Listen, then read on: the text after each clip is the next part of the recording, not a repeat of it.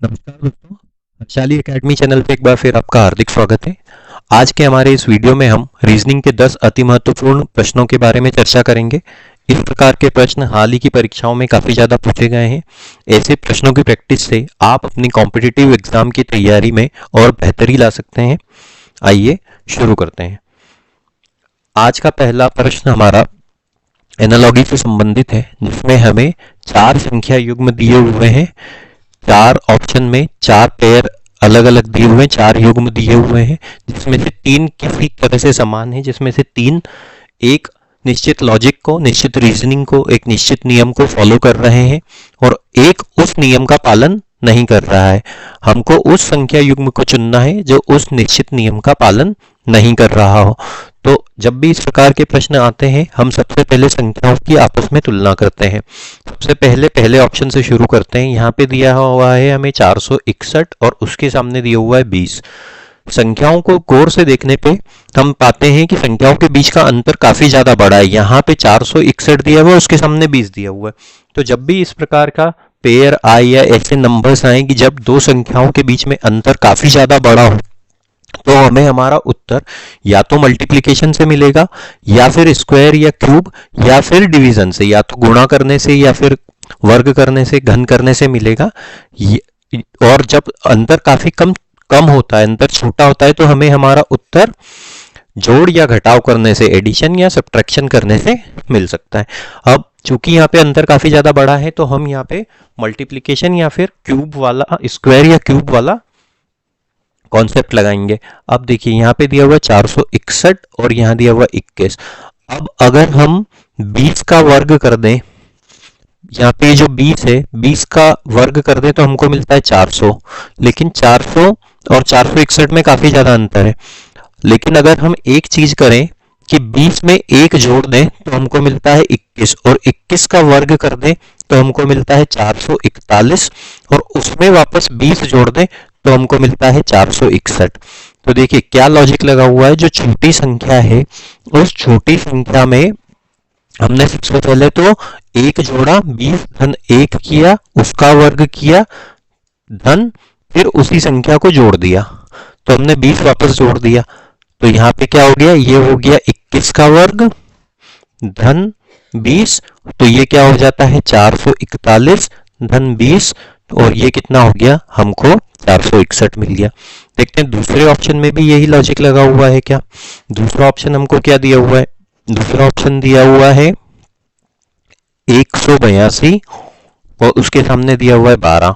तो हम क्या करेंगे, 12 में एक जोड़ देंगे, 12 धन 1, उसका वर्ग धन 12, तो ये कितना हो जाएगा 13 का वर्ग धन 12। 13 का वर्ग हम सब जानते हैं कितना होता है 169, और उसमें 12 जोड़ेंगे तो ये कितना हो जाएगा, ये हो जाएगा 181। यहाँ पे ये वाला लॉजिक नहीं, इस लॉजिक का पालन नहीं हो रहा है। तीसरे ऑप्शन में आते हैं। तीसरे ऑप्शन में इस लॉजिक का पालन हो रहा है क्या। क्या दिया हुआ है हमें 269, उसके सामने दिया हुआ है 14। हम 14 में एक जोड़ देंगे तो हमको मिलेगा 15 और उसका वर्ग करना है, और हमें उसमें फिर से 14 जोड़ना है।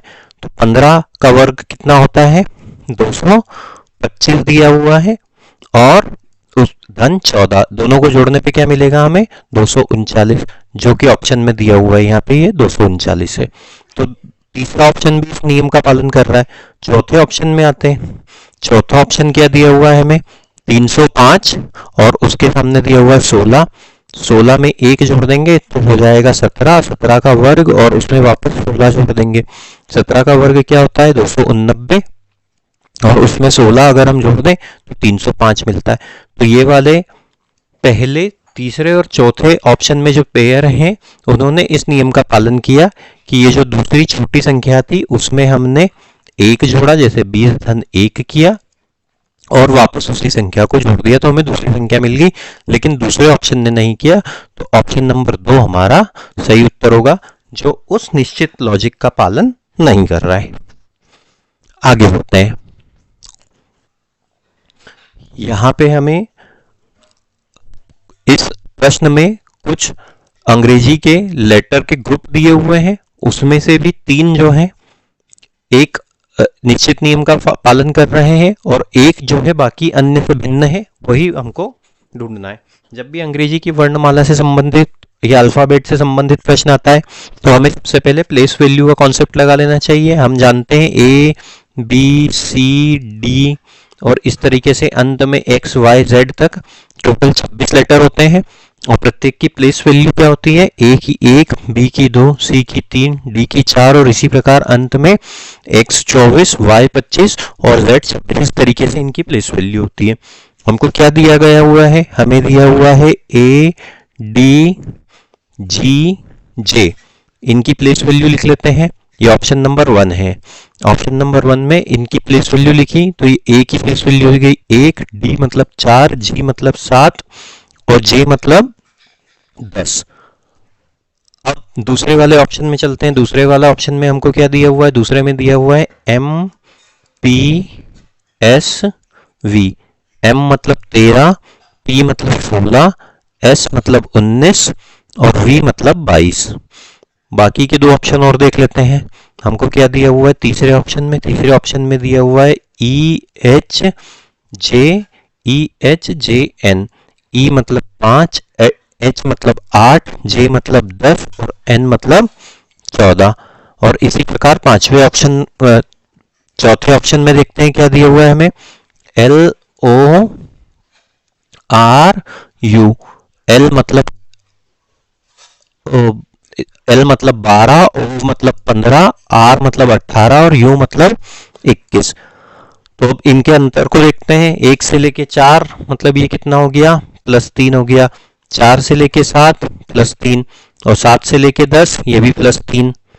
13 से 16 यहाँ पे भी 3 का अंतर हुआ। 16 से 19 यहाँ 3 का अंतर हुआ। 19 से 22 यहाँ 3 का अंतर हुआ। मतलब जो लेटर्स दिए हुए हैं उनके जो प्लेस वैल्यू का अंतर है वो 3 का अंतर है, +3 हो रहा है। तीसरे ऑप्शन में देखते हैं 5 से लेके 8 +3, 8 से लेके 10 मतलब +2 और 10 से लेके 14 मतलब +4। ये वाले ऑप्शन में इस नियम का पालन नहीं हो रहा है। चौथे ऑप्शन में चलते हैं। 12 से 15 +3, 15 से 18 +3 और 18 से 21 यहाँ पे भी +3 हो रहा है। तो एकमात्र ऑप्शन जो हमें मिला ऑप्शन 3, तो उसमें इस नियम का पालन नहीं हो रहा है। तो हमारा उत्तर हो जाएगा ऑप्शन नंबर 3। आगे बढ़ते हैं। डायरेक्शन से संबंधित ये प्रश्न है जिसमें हमें कहा गया है x और y दोनों एक ही बिंदु से शुरू करते हैं, फिर x 17 मीटर पश्चिम की ओर चलता है और अपने दाईं ओर मुड़ता है और 13 मीटर चलता है। अब इस प्रश्न को में आगे बढ़े उससे पहले हमें डायरेक्शन चार्ट को समझ लेना चाहिए। हम सब जानते हैं डायरेक्शन चार्ट में हमें क्या करना होता है। सबसे पहले कैसे प्लस का साइन बनाना होता है जिसमें इस दिशा में ऊपर की तरफ हमेशा नॉर्थ दिशा होती है, उत्तर दिशा होती है, उसके विपरीत साउथ या दक्षिण दिशा होती है। राइट हैंड साइड पे हमारी ईस्ट या पूर्व दिशा होती है और लेफ्ट हैंड साइड पे वेस्ट या पश्चिम दिशा होती है। ये वाला चार्ट हमको हमेशा पता होना चाहिए। अब हमसे क्या कहा है, एक्स और वाई नाम के 2 व्यक्ति हैं जो एक ही बिंदु से शुरू करते हैं। तो मान लेते हैं कि वो बिंदु ये है, यहाँ पे वो दोनों शुरू करते हैं। एक्स 17 मीटर पश्चिम की ओर चलता है, तो x 17 मीटर इस बिंदु से शुरू करते हैं, ये स्टार्टिंग पॉइंट है। 17 मीटर पश्चिम की ओर मतलब लेफ्ट हैंड साइड पे चलेगा। कितना चला, मान लेते हैं ये दूरी उसने तय करी है और ये कितनी है, 17 मीटर की है।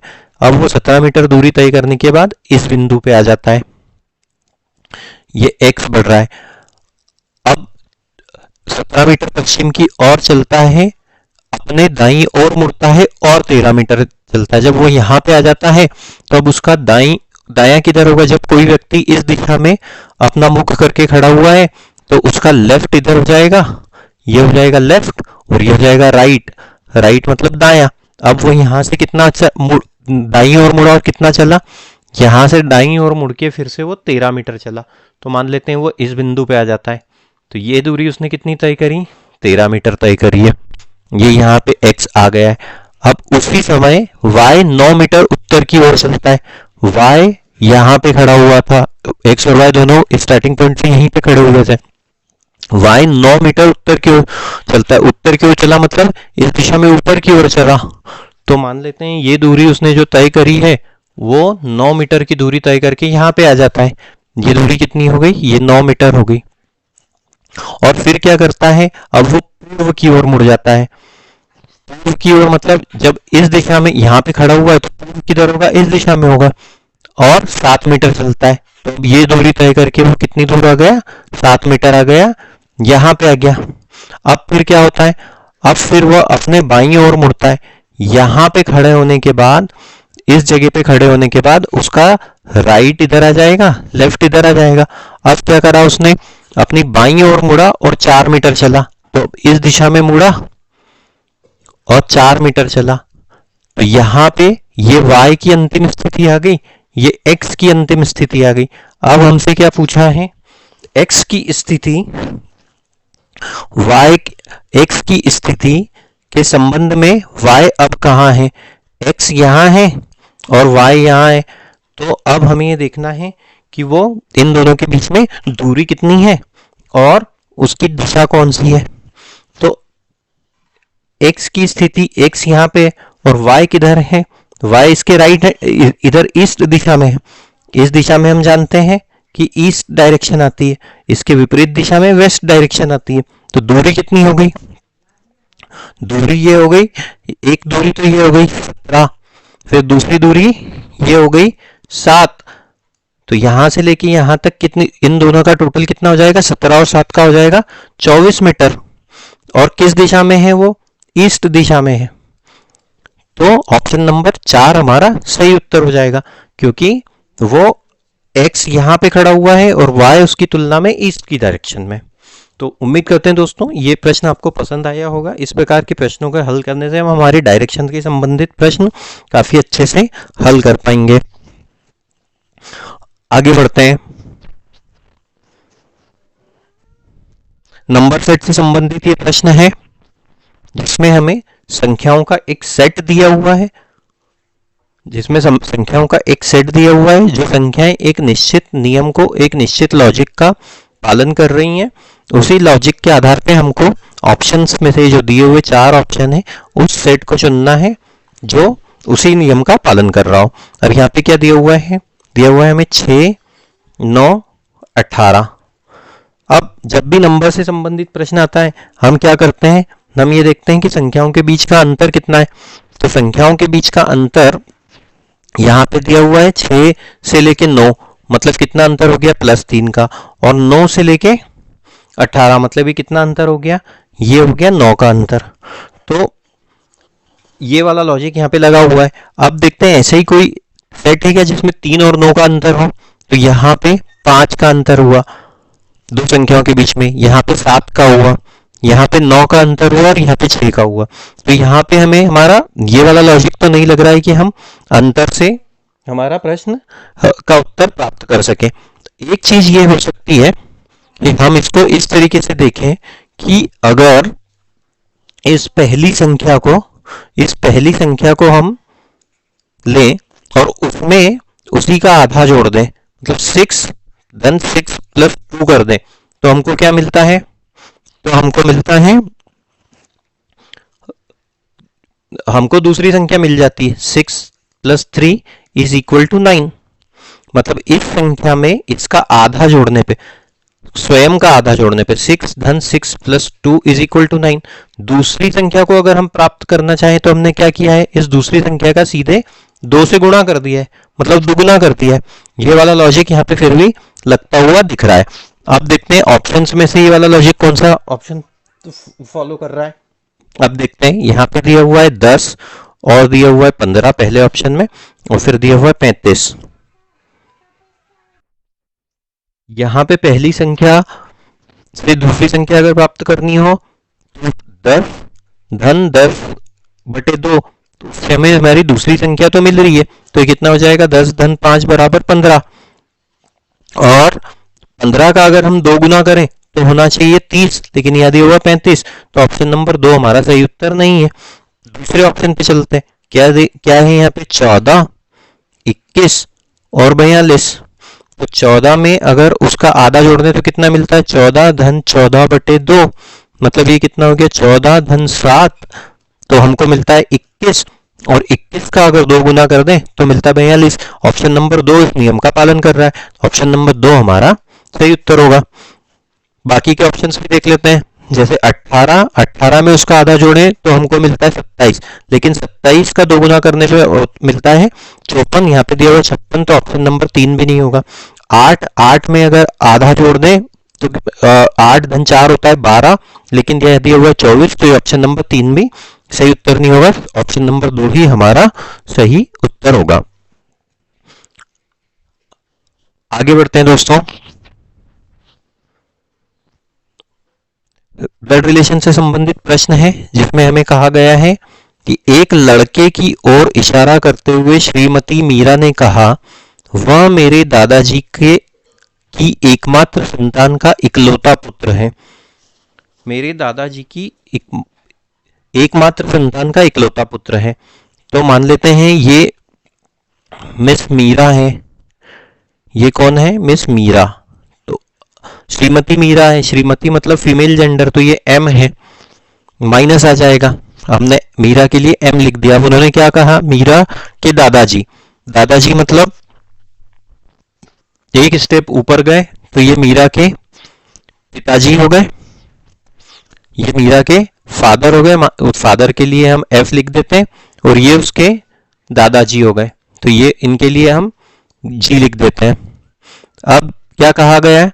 दादाजी, यह मेरे दादाजी की एकमात्र संतान। दादाजी की एकमात्र संतान मतलब उसके पिता हो गए, और संतान का इकलौता पुत्र है। पुत्र है मतलब मीरा स्वयं तो महिला है, पुत्र है मतलब मेल जेंडर, तो वो कौन हो जाएगा? मीरा का भाई हो जाएगा। मीरा का भाई हो जाएगा, इस तरीके से मीरा का ब्रदर हो जाएगा। तो अब फिर से इस प्रश्न को पढ़ते हैं और देखते हैं कि कंडीशन सेटिस्फाई हो रही कि नहीं। वह मेरे दादाजी की एकमात्र संतान कौन हो गए? वो मीरा के पिताजी हो गए, और उनका एकमात्र पुत्र, उनका एकमात्र पुत्र कौन हो जाएगा? मतलब ये हो जाएगा, बी हो जाएगा। और ये कौन हुआ? यह मीरा का भाई हुआ। हमसे यही पूछा गया है, वह लड़का श्रीमती मीरा से किस प्रकार संबंधित है, तो ये उसका भाई हो जाएगा। उसके पिता का एकमात्र पुत्र है, और मीरा उसके पिता की एकमात्र पुत्री है। ऑप्शन नंबर 4 हमारा सही उत्तर होगा। आशा करते हैं दोस्तों आपको ये प्रश्न पसंद आया होगा। मैथमेटिकल ऑपरेशन से संबंधित प्रश्न है, जिसमें हमसे कहा गया है यदि P का अर्थ है माइनस, Q का अर्थ है डिवाइड, R मतलब प्लस और S मतलब मल्टीप्लिकेशन हो, तो हमें इस इक्वेशन को, इस समीकरण का मान ज्ञात करना है। क्या दिया गया है हमें? 5 6 S 3 Q 14 R 2 P 1। अब देखते हैं S के लिए क्या कहा गया है। S के लिए कहा गया है मल्टीप्लीकेशन, तो 56 गुणित 3। Q के लिए क्या कहा गया है? Q मतलब डिवाइड, तो ये हो गया डिवाइड, ये 14। उसके बाद क्या कहा गया है?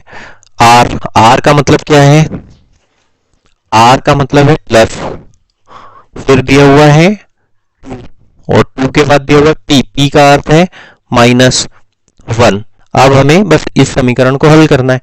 बॉडमेस नियम लगा देते हैं। बॉडमेस नियम के हिसाब से हमें सबसे पहले डिवाइड करना होगा, तो 56 गुणित 3, ये डिवाइड है तो इसको बटे में 14 लिख लेते हैं, धन 2 -1। अब हमें मल्टीप्लाई करना होगा, तो इसको अगर मल्टीप्लाई करें तो ये हो जाएगा 14, और ये कितनी बार इससे भाग चले जाएगा? 4 बार चले जाएगा। अब क्या समीकरण बचता है हमारे पास? 4 गुणित 3 धन 2 -1, ये हो जाएगा 12 धन 2 -1, और आगे हल किया तो ये हो जाएगा 14 -1, आगे हल किया तो ये मिल जाएगा 13। ऑप्शन नंबर 1 हमारा सही उत्तर होगा।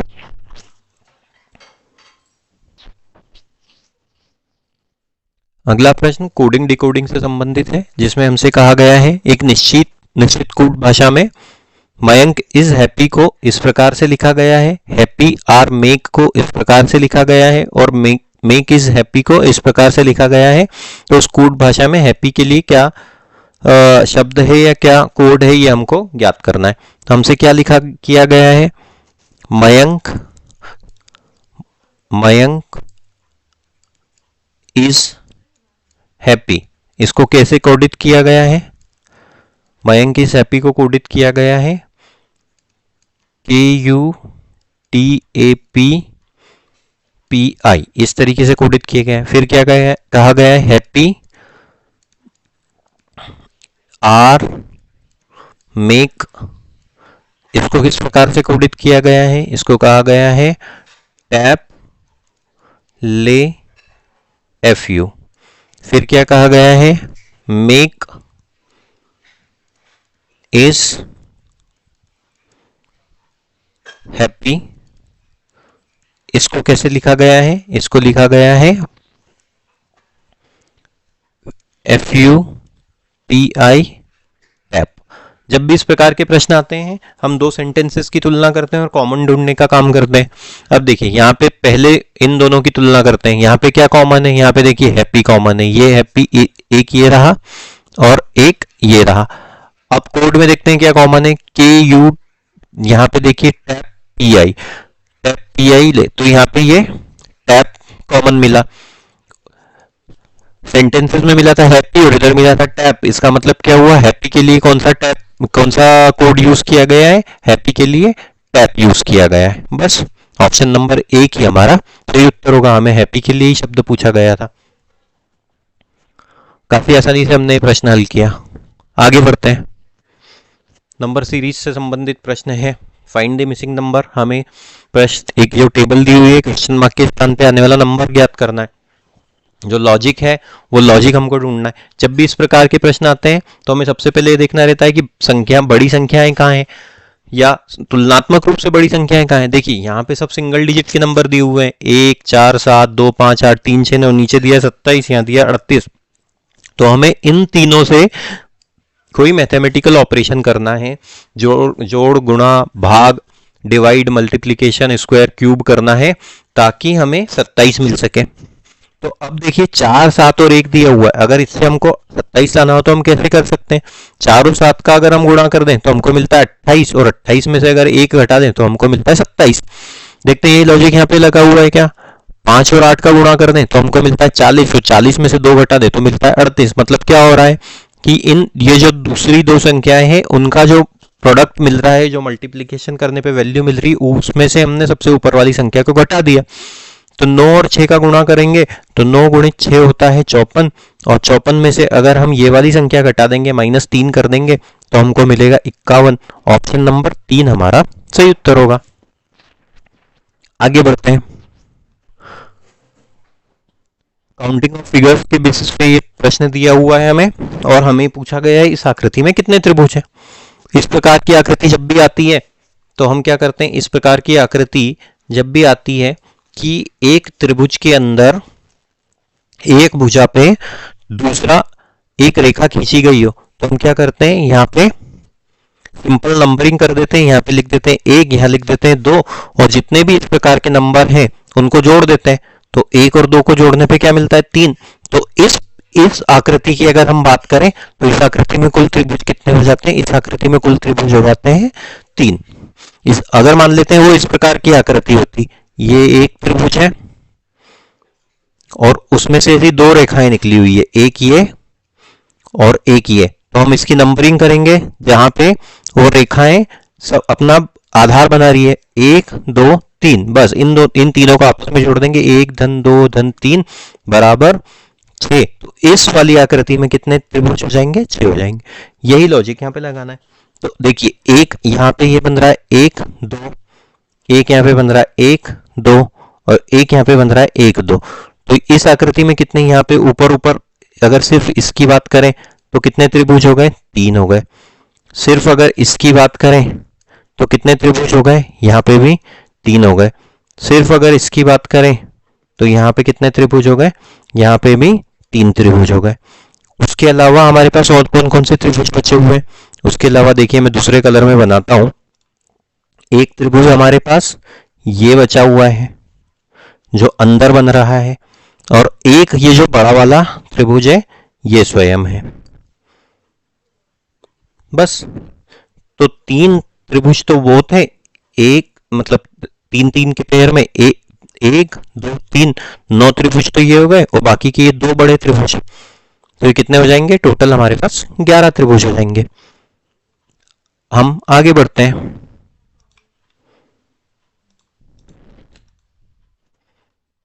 वेन डायग्राम से संबंधित प्रश्न है, जिसमें हमें कहा गया है कि निम्नलिखित वेन आरेख में वृत्त महिलाओं को दर्शाता है, त्रिकोण शिक्षकों को दर्शाता है, और आयत विवाहित व्यक्तियों की संख्या को दर्शाता है।